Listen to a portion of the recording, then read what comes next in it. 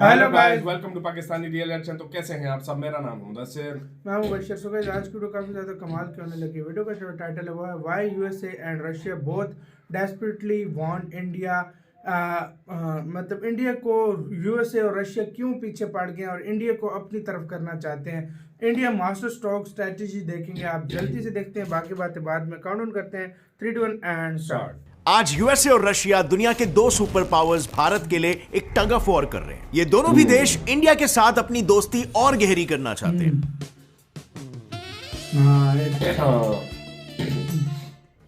In fact India आज के तारीख में बाकी देशों का भी एक फेवरेट डिप्लोमेटिक डेजिग्नेशन बन चुका है। वेल, हेलो फ्रेंड्स, मेरा नाम है गौरव। और यूएस, जिसकी आइडियोलॉजी पहले काफी प्रो पाकिस्तान हुआ करती थी और एंटी इंडिया भी, आज वो सामने से इंडिया को फ्रेंडशिप प्रपोजल्स भेज रहे हैं। For multiple decades, Western countries did not supply weapons to India.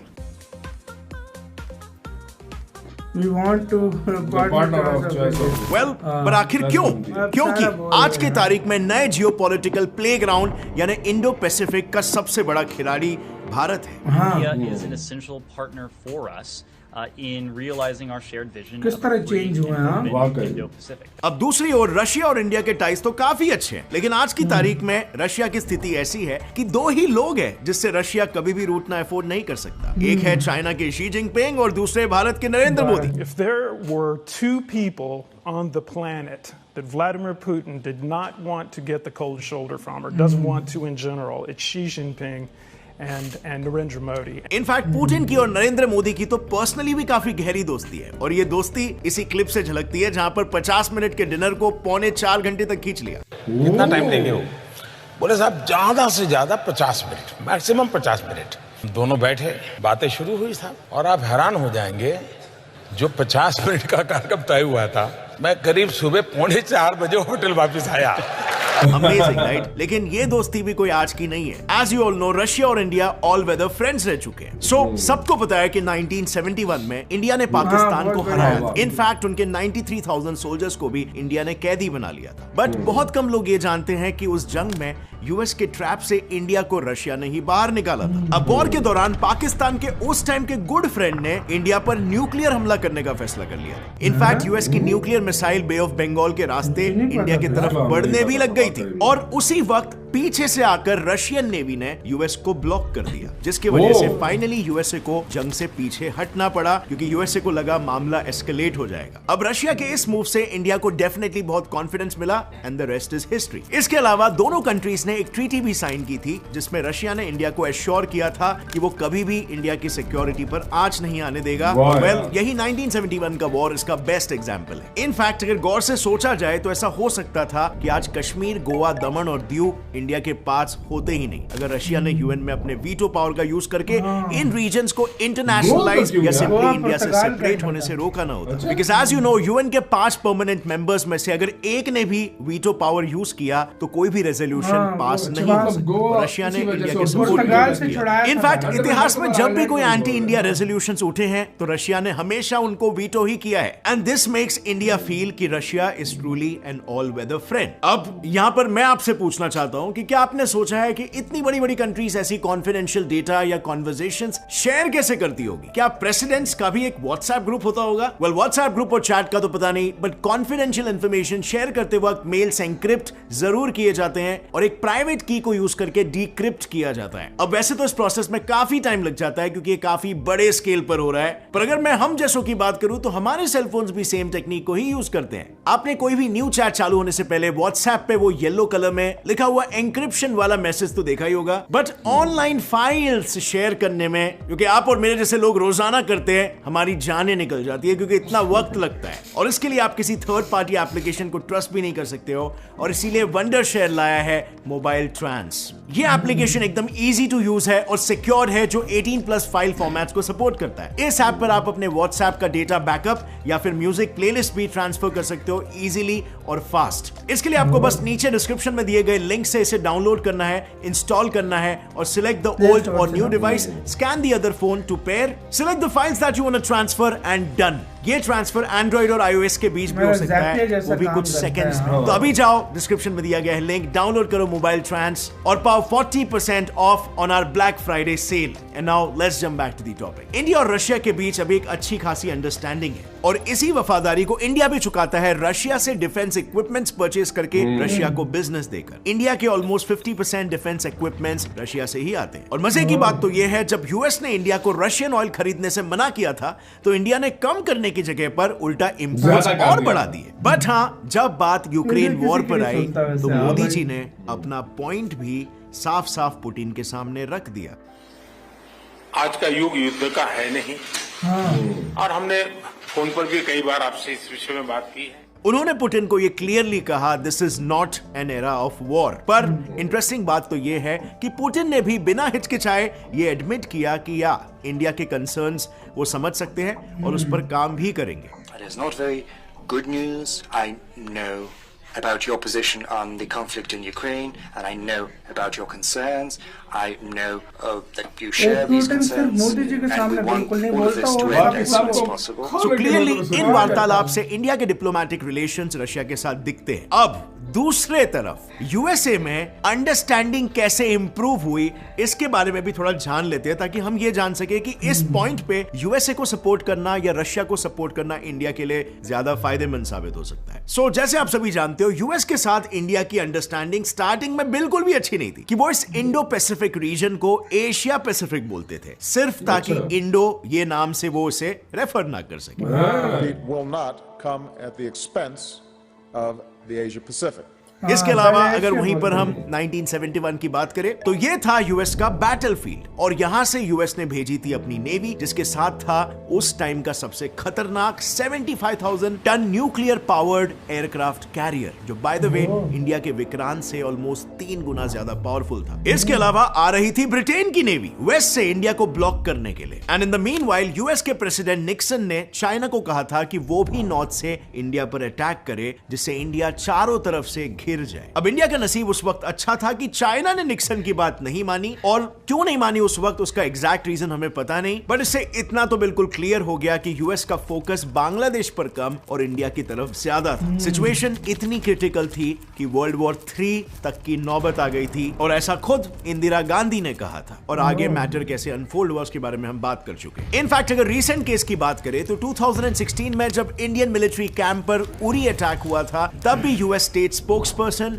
ने अटैक में पाकिस्तान की इन्वॉल्वमेंट को पूरी तरीके से नकार दिया था। And as we all know, सारे एविडेंसेस पाकिस्तान के खिलाफ थे, लेकिन यूएस ने फिर भी सपोर्ट किया। सो ये सारे एपिसोड्स में इसीलिए बता रहा हूं ताकि आप समझ सको कि यूएस किस हद तक जा सकता है रशिया और उनके एलाइज को काउंटर करने के लिए। और इंडिया के तरफ रशिया का हमेशा से सॉफ्ट कॉर्नर क्यों रहा है, इसके पीछे का भी रीजन आपको मालूम होगा। मैंने एक वीडियो बनाया था titled why Russia is India's worst enemy करके। उसमें मैंने बताया था कि रशिया इंडिया को क्यों इतना सपोर्ट करता है, क्योंकि केजीबी की फंडिंग्स यहां पे आ रही थी और इंडिया को एक सोशलिस्ट नेशन बनाने की कोशिश की जा रही थी, और उसमें इंदिरा गांधी की गवर्नमेंट सबसे ज्यादा इन्वॉल्व थी। तो उस टाइम से ही रशिया का सॉफ्ट कॉर्नर इंडिया के साथ डेवलप हो गया, and as a result Pakistan का हार्श कॉर्नर इंडिया के खिलाफ अलाइन कर दिया। इनफैक्ट यही वजह है कि इंडिया इन दो सुपर पावर्स की आइडियोलॉजीज के बीच में पिस रहा है। अगर वो एक सुपर पावर की आइडियोलॉजी की तरफ बढ़ने लगता है या उसके साथ अपने रिलेशंस को स्ट्रॉन्ग करता है, तो दूसरा सुपर पावर नाराज हो जाता है और दिखाने लगता है कि भाई उनसे पंगा लेने का नतीजा क्या है। लेकिन आज के तारीख में यूएस की बोली बदल गई। अब यूएस इंडिया से बदला निकालने के बजाय उसके तेवर बदल गए। एक्चुअली यूएस अब ये बखूबी जानता है कि एशिया में चाइना उसका कॉम्पिटिटर है और रशिया एक थ्रेट है। ऐसे में थर्ड बिगेस्ट कंट्री इंडिया को अपनी तरफ करना उसके लिए बहुत ही बड़ी जरूरत है, और इंडिया को डोमिनेट करके ये तो होने से रहा। Well friends, you will be shocked to know पिछले 10 सालों में यूएस और इंडिया के बीच सिर्फ यही एक बड़ा डिफेंस प्रोजेक्ट साइन हुआ था, लेकिन अब सडनली यूएस का पूरा फोकस बस इंडिया के ही डिफेंस मार्केट पर आ गया है। सो आत्मनिर्भर भारत के तहत इंडिया ने ग्रेजुअली अपने डिफेंस इंपोर्ट्स को रिड्यूस और डाइवर्सिफाई करने का प्लान बनाया। इनफैक्ट अब तक 310 वेपन्स के इंपोर्ट्स को इंडिया ऑलरेडी बैन कर चुका है। अब इस मूव ने यूएसए के लिए 2 विंडोज खोल दिए, एक जिससे वो जॉइंट प्रोजेक्ट्स और टेक्नोलॉजी शेयरिंग के थ्रू इंडियन मार्केट में अपनी जगह और इंडिया के साथ दोस्ती दोनों पक्की कर सकता है, और दूसरी जिससे वो रशिया को ग्रेजुअली इंडियन मार्केट से बाहर कर सकता है, देयरबाय कटिंग इट्स कंपटीशन। इसके इसके अलावा एक और ऐतिहासिक कदम है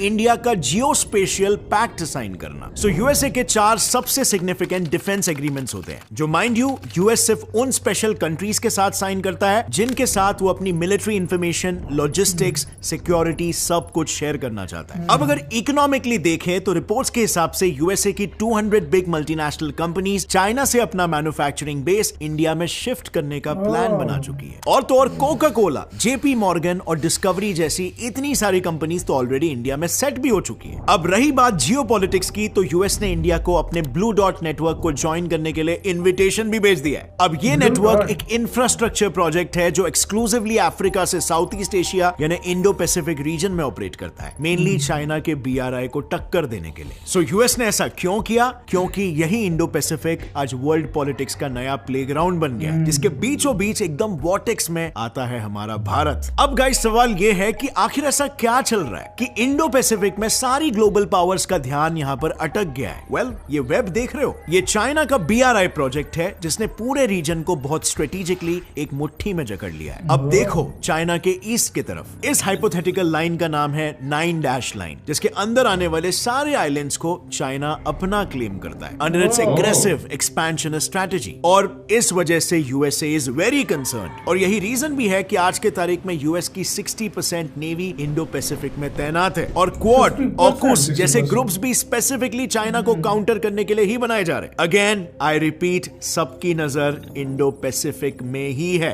ऑन अ ग्लोबल लेवल। इसके पीछे एक और एक रीजन भी है, वर्ल्ड का 80% ट्रेड मैरीटाइम पानी के रास्ते से ही होता है, और हर 5 में से 3 शिप्स नेसेसरीली इंडो पैसिफिक से होते हुए ही जाती है। सो अब आपको क्लियरली समझ में आ रहा है ये एरिया कितना स्ट्रेटेजिक इंपॉर्टेंस का है। अब इस सब के बीच में इंडिया कहां पर स्टैंड करता है? वेल, क्या आपको पता है इस एरिया में इंडिया की सेंट्रल लोकेशन को देखते हुए जापान के एक्स प्रधानमंत्री शिंजो एबे ने इसका नाम इंडो पैसिफिक रख दिया था। और इंटरेस्टिंगली आज अगर आप उन्हीं यूएस ऑफिशियल्स के इंटरव्यूज देखोगे तो वो भी इंडिया के गुड बुक्स में आने के लिए इंडो पैसिफिक टर्म को ही यूज कर रहे हैं। And now going back to India, एक पेनिनसुलर कंट्री होने के कारण हमारी काफी लॉन्ग कोस्टलाइन है, व्हिच इज अ ब्लेसिंग, क्योंकि इस कोस्टलाइन की वजह से आज इंडिया इतने सारे पोर्ट्स का घर बन गया है जो नेचुरली इंडिया को यूरोप, मिडिल ईस्ट और पैसिफिक के बीच का बेस्ट मिडिल स्पॉट बनाता है। इसके अलावा आईएचएस की रिपोर्ट तो ये तक कह रही है कि इंडिया अगले 8 सालों के अंदर जापान को इकोनॉमिकली पीछे छोड़ने वाला है। एंड ऑनेस्टली जिस स्पीड से इंडिया में कंपनी सेटअप हो रही है, ऐसा होना कोई बड़ी बात नहीं है, और इसीलिए इन्हीं सब रीजंस की वजह से इंडिया का इन्फ्लुएंस इस रीजन में इतना स्ट्रांग होते जा रहा है कि खुद ऑस्ट्रेलियन हाई कमिश्नर ने इंडिया को इंडो पैसिफिक का नेचुरल लीडर ठहरा दिया है। इनफैक्ट कार्नेगी रिपोर्ट का भी यही कहना है, इंडो पैसिफिक के आइलैंड नेशंस भी इंडिया को ही एक पोटेंशियल लीडर के तौर पर रिकॉग्नाइज करने लगे हैं। अब फ्रेंड्स अगर ऑनेस्टली देखा जाए तो एशिया के 3 मेन पावर्स है, चाइना, जापान और इंडिया, और हम सभी जानते हैं कि चाइना एक डेमोक्रेसी नहीं है जो उसे ऑटोमेटिकली एक कम रिलायबल पार्टनर बना लेता है। अब बचा जापान, जहां के लोगों की एवरेज एज ही 50 इयर्स है, प्लस पॉपुलेशन इंडिया के सामने काफी कम है। हेंस इकोनॉमिकली देखें तो जापान एक बड़ा मार्केट नहीं है, और इसीलिए यही 2 डीज,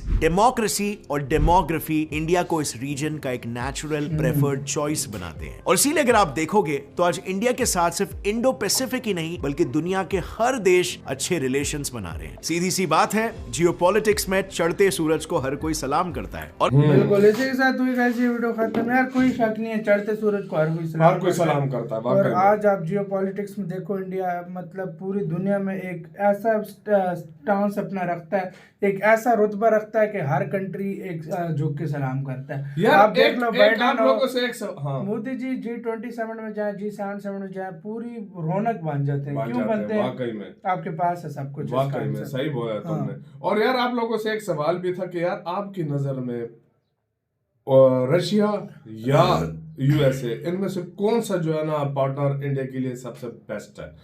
और दूसरी बात रशिया ही है। और दूसरी बात यार मैं एक बात बताऊं तुम्हें, यूएसए इतना इंडिया के पास क्यों जा रहा है, उसको उसकी 3 वजह है। एक वजह ये वो काउंटर करना चाहता है चाइना को, जो सबसे बड़ी वजह मुझे लग रही है। दूसरी वजह ये है कि वो अपने हथियार मार्केट जो है ना बढ़ाना चाहता है इंडिया में।